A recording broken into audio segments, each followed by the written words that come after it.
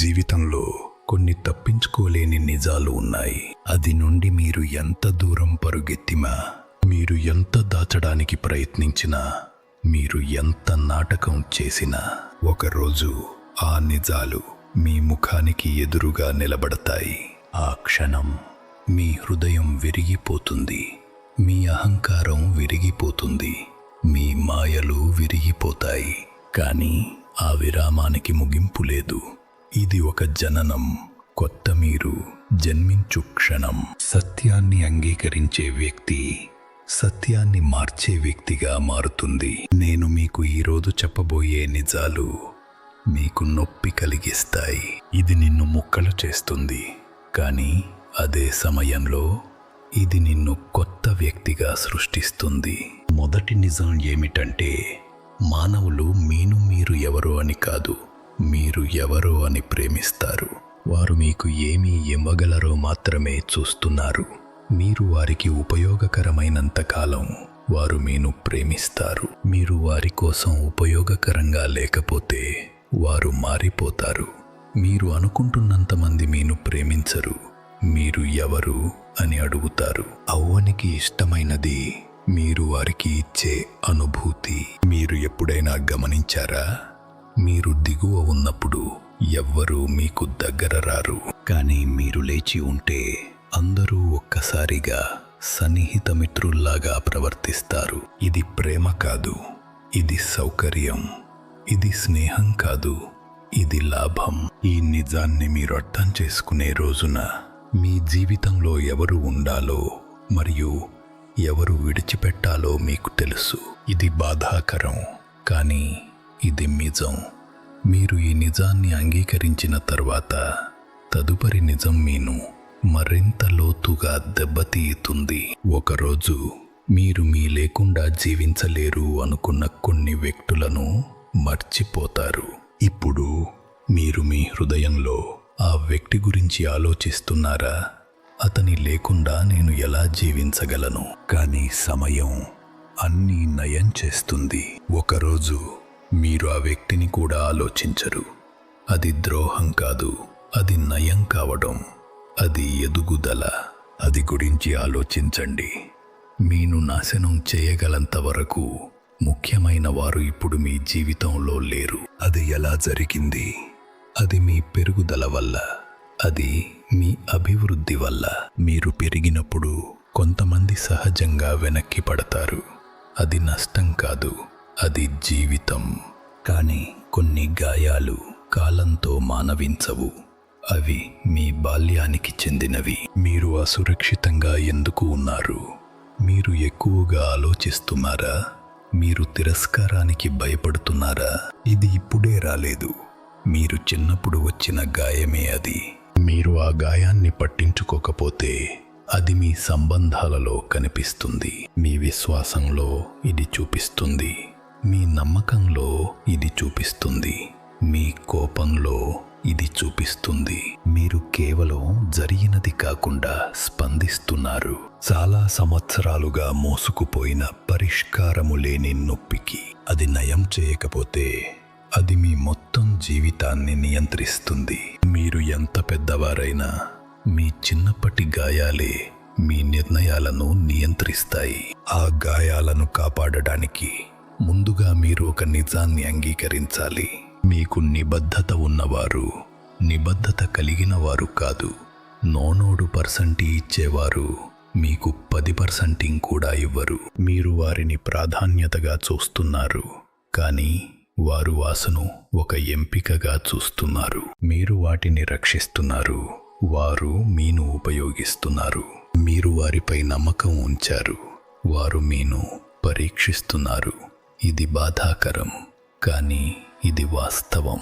నిబద్ధత ఉండటం బలహీనత కాదు, కానీ తప్పు వ్యక్తికి నిబద్ధత ఉండటం మీ జీవితాన్ని నెమ్మదిగా విషం చేస్తుంది. మీరు ఇచ్చే నిబద్ధత వారు నిశ్శబ్దంతో స్పందిస్తే అది ఒక సంకేతం, అది ఒక పాఠం, అది ఒక హెచ్చరిక.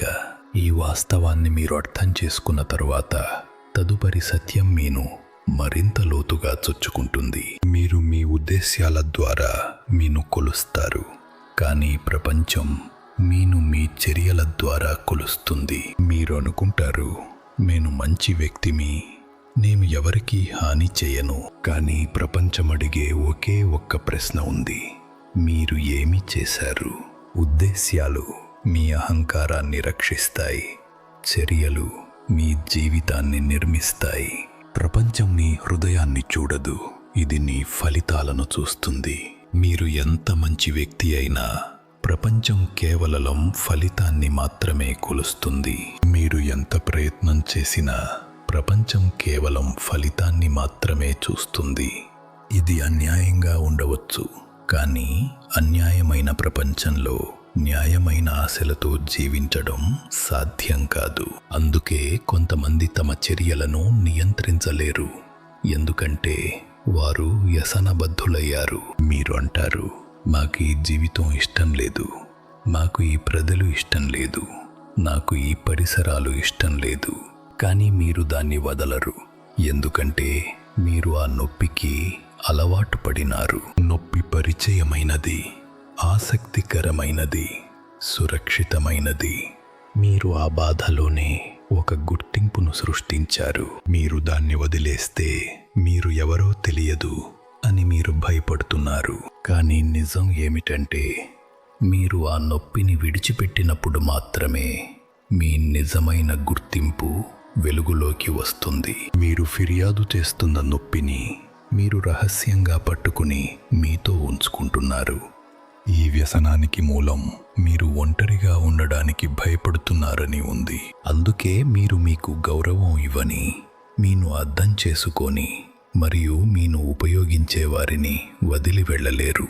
ఒంటరితనం భయంకరంగా ఉంది, కానీ తప్పు స్నేహితులు ప్రాణాంతకంగా ఉంటారు. మీరు ఒంటరిగా ఉండడం నేర్చుకునే రోజు మీ ప్రమాణాలు పెరుగుతాయి, మీ ఎంపికలు మెరుగుపడతాయి, మీ శాంతి తిరిగి వస్తుంది. ఒక్కటిగా ఉండడం శిక్ష కాదు, ఇది సిద్ధత, ఇది పరిణామం. ఒక్కటిగా ఉండటం నిన్ను భయపెడుతుంది, ఇది నిన్ను నెమ్మదిగా నాశనం చేస్తుంది. ఈ భయానికి కారణం మీ విలువను మీరు తెలియకపోవడమే. ఇది నీ తప్పు కాదు, నీకు ఎప్పుడూ సరైన వ్యక్తులచే సరైన విధంగా ప్రవర్తించలేదు. అందుకే మీరు కనిష్టాన్ని గరిష్టంగా అంగీకరిస్తారు. మీరు మీకు అందిన దానికంటే తక్కువను ఆమోదించడం మీ హృదయానికి బాధను తెస్తుంది, మీ మనసుకు గందరగోళం, మీ ఆత్మకు అవమానం. మీ విలువను మీరు అర్థం చేసుకునే రోజు మీ మొత్తం జీవితం పునఃసృష్టి అవుతుంది. మీరు మీకు అర్హమైన దానికంటే తక్కువగా సహించుకుంటున్నారు. ఆ సహనంలో మరో నిజం ఉంది. మీరు దగ్గరగా ఉండాలనాలని ఆశించేవారు మీ గురించి ఆలోచించకూడా చేయరు. మీరు సమాధానాలను వెతుకుతున్నారు, వారు ఒక వివరణను కూడా అందించరు. వారు మీ గురించి మీరు అనుకుంటున్నంతగా ఆలోచించరు. మీ హృదయానికి ముగింపు కోరుతున్నారు, వారి స్వభావానికి మౌనమిస్తారు. ఈ నిజం బాధాకరం, కానీ తదుపరి నిజం మరింత శక్తివంతమైనది. మీ జీవితం మీరు ఏది అంగీకరించాలనుకుంటున్నారో దానితో నిర్ణయించబడుతుంది. తక్కువ ప్రమాణాలు ఇవాళ తక్కువ జీవితం, అధిక ప్రమాణాలు ఇవాళ అధిక జీవితం. మీ జీవితం మీరు తీసుకునే నిర్ణయాలపై ఆధారపడి ఉంది. మీరు స్థాపించిన ప్రమాణాలు మీకు ఉన్నాయి. మీ ప్రమాణాలు మారిన క్షణం మీ జీవితం మారుతుంది. మీ భవిష్యత్తు మీరు సహించటానికి ఎంచుకునే దానితో నిర్ణయించబడుతుంది. మీ శాంతి మీరు అనుమతించే దానిపై ఆధారపడి ఉంది. మీ ప్రమాణాలను పెంచితే మీ జీవితం స్వయంచాలకంగా శోధించబడుతుంది. తప్పు వ్యక్తులు వెళ్ళిపోతారు, సరైన వ్యక్తులు వస్తారు.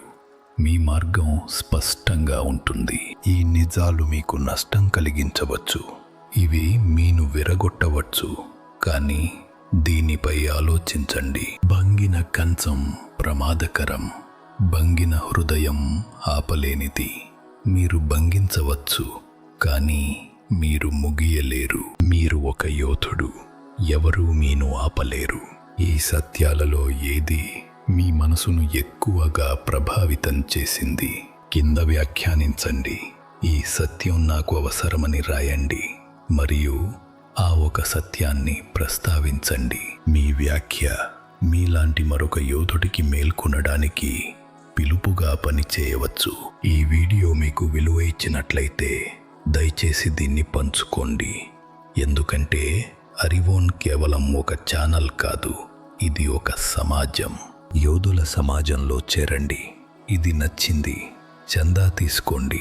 అరివోన్ కుటుంబంలో చేరండి. మీరు అనుమతించినది మీ శాంతిని నిర్ణయిస్తుంది. నేను అరివోన్. నేను మీను. తదుపరి వీడియోలో కలుస్తాను. రాకాన్ యోధుడు.